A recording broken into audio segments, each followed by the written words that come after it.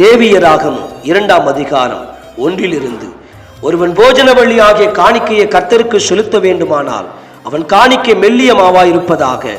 அவன் அதின்மேல் எண்ணெய் வார்த்து அதின்மேல் தூப வர்க்கம் போட்டு அதை ஆரோனின் குமாரராகிய ஆசாரிகளிடத்தில் கொண்டு வருவானாக.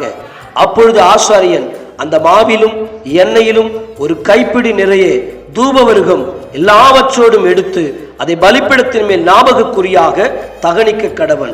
அது கர்த்தருக்கு சுகந்த வாசனையான தகன பலி. அந்த போஜன பலியில் மீதியாயிருப்பது ஆரோனையும் அவன் குமாரரையும் சேரும். கர்த்தருக்கு ஈடும் தகன பலிகளில் இது மகா பரிசுத்தமானது. நீ படைப்பது அடுப்பில் பாகம் பண்ணப்பட்ட போஜன பலியானால் அது எண்ணெயிலே பிசைந்த மெல்லிய மாவினால் செய்த புளிப்பில்லா அதிரசங்களையாவது எண்ணெய் பூசப்பட்ட புளிப்பில்லா அடைகளாவது இருப்பதாக. நீ படைப்பது தட்டையான சட்டியில் பாகம் பண்ணப்பட்ட போஜன பலியானால் அது எண்ணெயிலே பிசைந்த புளிப்பில்லா மெல்லிய மாவினால் செய்யப்பட்டிருப்பதாக. அதை துண்டு துண்டாக பிட்டு அதின்மேல் எண்ணெய் வார்ப்பாயாக. இது ஒரு போஜன பலி.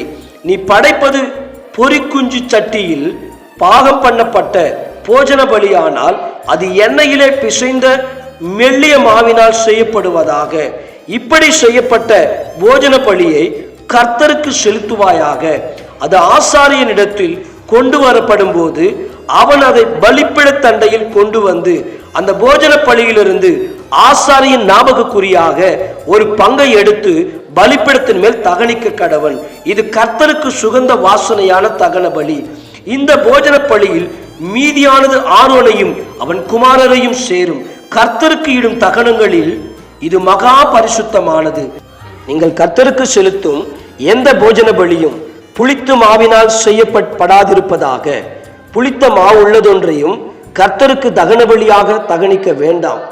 முதற் கனிகளை காணிக்கையாக கொண்டு வந்து அவைகளை கர்த்தருக்கு செலுத்தலாம்.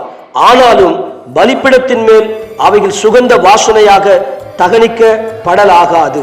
நீ படைக்கிற எந்த போஜன பலியும் உப்பினால் சாரமாக்கப்படுவதாக. உன் தேவனுடைய உடன்படிக்கையின் உப்பை உன் போஜன பலியிலே குறைய விடாமல் நீ படைப்பது எல்லாவற்றோடும் உப்பையும் படைப்பாயாக. முதற் பலன்களை போஜன பலியாக நீ கர்த்தருக்கு செலுத்த வந்தால் நிறைந்த பச்சையான கதிர்களை நெருப்பிலே வாட்டி உதிர்ந்து அதை உன் முதற் பலனின் போஜன பலியாக கொண்டு வர கடவாய். அதின்மேல் எண்ணெய் வார்த்து அதின்மேல் தூப வர்க்கத்தை போடுவாயாக. இது ஒரு போஜன பலி.